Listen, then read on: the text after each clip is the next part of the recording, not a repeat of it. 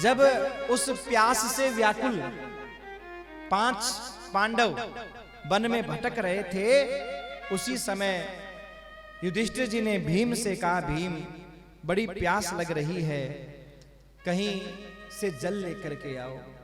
तो 5 पांडव तो महाराज वो जो साथ में थे उनमें से भीम तो जल लेने के लिए चले गए, और माता कुंती सब थके हुए थे, वो वहां सो गए। नींद आ गई, प्यासों को ही नींद आ गई महाराज, वहां सो गए।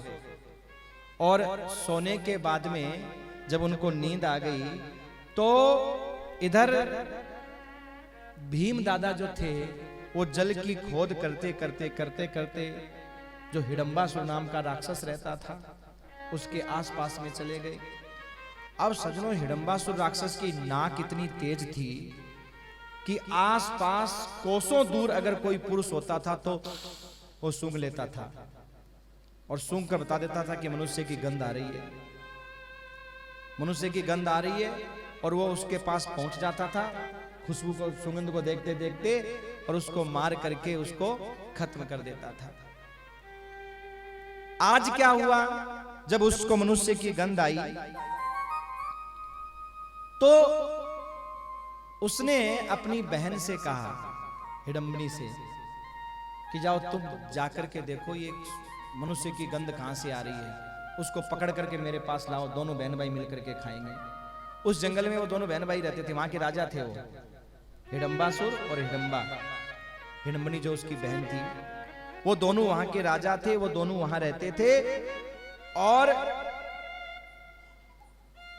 हिडंबासुर की बहन जब उस गंध को देखती देखती वहां पहुंची और भीम को देखा, तो सजनों भीम को देख करके उसका मन विचलित हो गया और उसको देखती रही महाराज, मारा नहीं उसको, देखती रही, लेकर के नहीं आई।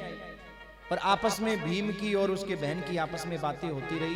हिडंबासुर मन में सोचने लगा, मेरी बहन कब से गई है, अभी तक लेकर के नहीं आई, क्या बात है, कोई परेशानी में तो नहीं फंस गई। और महाराज यही सोच करके हिडंबासुर अपनी बहन को खोजने के लिए चला, तो क्या देखा, वहां तो दोनों मीठी मीठी बातें कर रहे हैं, आपस में वार्तालाप कर रहे हैं। और तभी महाराज वो अपना विकराल रूप हिडंबासुर दिखाता है। प्रगटा भीषण तब एक दानव, चाहता भक्षण करना मानव, चाहता भक्षण करना मानव। सजनों, हिडंबासुर का और भीम का भयंकर युद्ध हुआ। हिडंबासुर की बहन है वो और भीम आपस में बात कर रहे थे। इसको भयंकर क्रोध आया कि देखो, मैंने तो बहन को इसको लेने के लिए भेजा और ये इससे मीठी मीठी बातें कर रही है, मित्रता कर रही है किसी मानव से। अरे जो मानव हमारा आहार है उससे ये मित्रता कर रही है। तो क्रोध के कारण वो जैसे ही सबसे पहले अपनी बहन पर झपटा, तो भीम ने उसकी रक्षा करने के लिए, कि भाई नारी की रक्षा करना कर्तव्य होता है, किसी अबला की रक्षा करना पुरुष का कर्तव्य होता है, उसकी रक्षा करने के लिए भीम ने टांग लगा करके उसको पटक दिया। और जैसे ही महाराज वो गिरा, गिरते ही मुंह के बल गिरा तो उसके मुंह से खून निकल आया बाहर। भीम को जरा भी भय नहीं है, तनिक भीम को भय नहीं हुआ आभास, दानव दुष्ट हिडंब था, देना चाहता त्रास। हिडंबासुर जो मारना चाहता था भीम को, पर भीम को उसका जरा भी डर नहीं था, क्योंकि भीम के अंदर 10,000 हाथियों का बल है। ये बल कैसे आया? एक बार की बात है, दुर्योधन भीम को, सबको, बच्चों को साथ में ले जाकर के, और महाराज वो पंगत पुरुष रहे थे जंगल में, वो पिकनिक मना रहे थे, ये मानो जंगल में पार्टी कर रहे थे।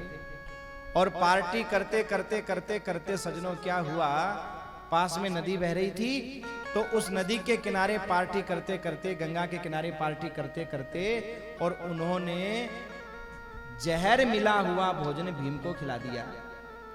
और खिलाने के बाद में पत्थर बांध करके नदी में डाल दिया। अब नदी का बहाव इतना तेज था कि सीधा ले जाकर के उसने सागर में छोड़ दिया। सागर से सीधे वो पाताल में, वहां से एक रास्ता पाताल को जाता, सीधे पाताल में पहुंच गए। सीधे वहां से रास्ता पाताल जाता, पाताल में पहुंच गए।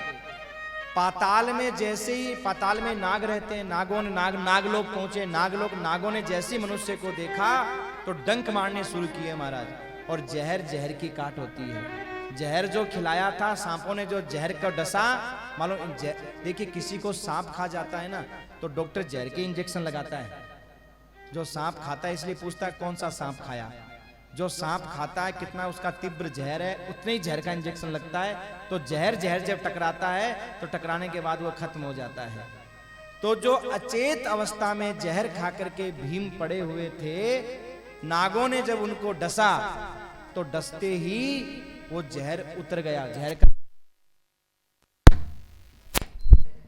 वो जहर का असर पूरा खत्म हो गया। और जब जहर का असर खत्म हो गया तो उसकी आंखें खुल गई।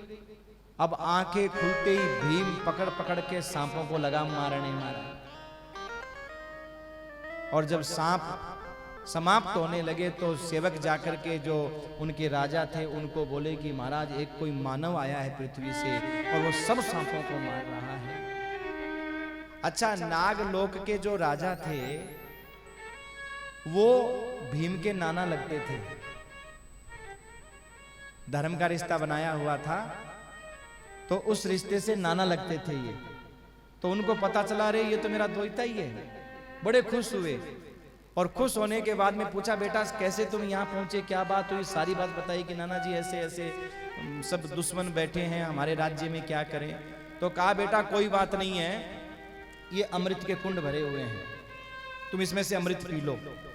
अब भीम दादा तो आप जानते हैं कितने खाने वाले, उन्होंने तो थोड़ा बहुत पिएगा, वो सारे कुंडों को ही पी गए, कुंडी खाली कर दी है अमृत के महाराज। और जब वो सारा अमृत पी गए तो उसी से उनके अंदर महाराज इतनी ताकत आ गई कि उन्हें कोई हरा नहीं सकता, इतना बल आ गया, ताकत आ गई।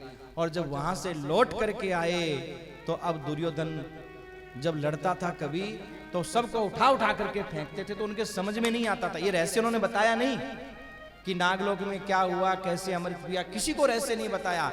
पर उन कौरवों के ये समझ में नहीं आता कि जहर खाने के बाद में इस भीम के अंदर इतनी ताकत आ कहां से गई।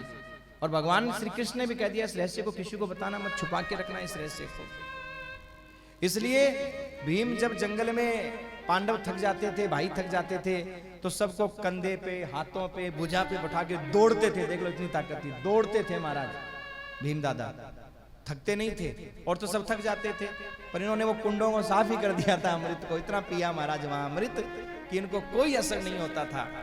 तो वही भीम दादा आज जिनके अंदर इतनी ताकत है, 10,000 हाथियों का बल है, अब ये हिडंबासुर इनका क्या बिगाड़ सकता है।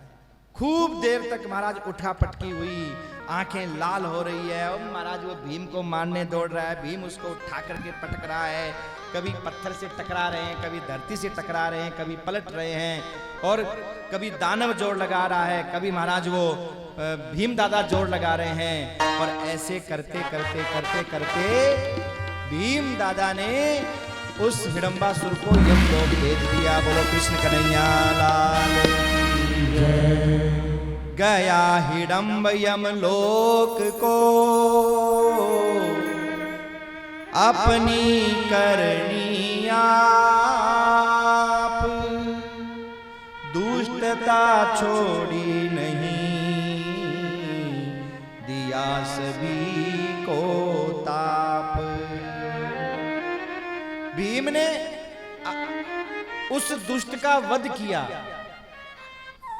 पर सजनों वो अपनी करनी मारा गया। अगर वो दुष्टता छोड़ देता तो आज वो मरता नहीं। अगर उसने दुष्टता छोड़ दी होती, पांडवों से मित्रता की होती, तो आज वो मरता नहीं।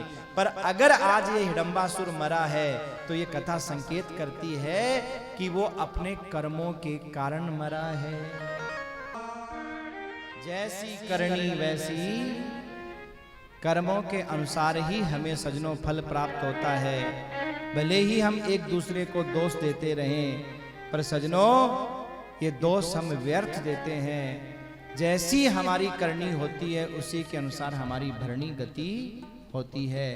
आज ये हिडंबासुर नाम का जो दैत्य था, अपने ही पापों के कारण आज भीम के द्वारा, भीम तो निमित्त थे, वो मारा गया। और जैसे महाराज वो मारा गया तो पूरा वन राज सुखी हो गया। जो वन में रहने वाले जितने भी लोग थे ना, सब भीम की जय जयकार करने लगे और हाथ जोड़ के कहने लगे, महाराज आज से हम आपके ऋणी हैं। जंगल में घूम घूम करके, जैसे राम जी वन में जाकर के और सारे अयोध्या के आसपास जितने भी जंगल थे, वन थे, सबको अपना बना लिया, फिर राजा बने। ऐसी सजनों पांडव भी, ये जो वनवास हुआ ना पांडवों को, तो ये जो जंगल जंगल भटके ना, इसमें उनको बहुत फायदा मिला जब वो राजा बने, क्योंकि सारे इनसे प्रेम करने वाले थे, दुर्योधन से कोई प्रेम करने वाला नहीं था। इन्होंने सबके दर्द को समझा। राजा वही प्रिय होता है जो प्रजा के दर्द को समझे, और प्रजा के दर्द को कब समझा जा सकता है, जब हम उस स्थिति में रह करके देखें। कोई एसियों में, महलों में बैठ करके गरीब के दर्द को समझ सकता है क्या? कभी आप विचार करना, जब आपका पेट भरा होता है ना, तो सामने वाला चाहे भूखा बैठा हो फिर भी ऐसा लगता है कि इसका भी भरा ही होगा। कभी देखना, अगर हमारा पेट भरा है तो लगता है सभी का पेट भरा हुआ है, और हमारा पेट भूखा होता है ना, तो सामने वाले को चाहे खट्टी डकारें आ रही हो, पर हमें लगता है बेचारा ये भी भूखा ही होगा। जग कैसा बोले अपने जैसा, दुनिया कैसी बोले अपने जैसी, बस यही होता है। वो राजा प्रजा का दर्द कभी नहीं समझ सकता जो प्रजा के बीच में जाकर के उस दर्द का अनुभव न करे। और इसीलिए कहावत है, जाकी फटे न पैर बिवाई, वो क्या जाने पीर पराई। पर पांडवों ने, जो बाबा श्याम के पूर्वज हैं, जिन्होंने कितना कष्ट उठाया महाराज, कितना दुख उठाया, पर कभी दुख से घबराए नहीं, और जंगल में रह करके अपने प्रजाजनों को सुख प्रदान करते थे। क्योंकि इस राज्य के राजा तो पांडव थे। वो तो पांडव के जाने के बाद धृतराष्ट्र को राज मिल गया, और विदुर जी ने यही समझाया कि साहब ये योग्य हो गए, इनको राज दे दो, इनके बाप का राज है ये तो। पर धृतराष्ट्र आंखों से तो अंधा था ही था, पर उसके हृदय की भी फूट गई पुत्र मोह में, और इसलिए उन्होंने पांडवों का हिस्सा नहीं दिया, और ये हिस्सा न देना पड़े इसलिए सारी ये योजना बनाई जा रही है। और हर योजना के अंदर जानकारी होने के बाद भी धृतराष्ट्र अंधा होकर के चुप बैठा रहता था महाराज, बोलता नहीं था, चुप चुप सहन करता रहता था, देखता रहता था, पुत्र मोह था ना। आज पूरी प्रजा सुखी हो गई उस हिडंबासुर के मरने के बाद, और सारे जय जयकार करने लगे। जय जयकार सभी ने कीनी, जय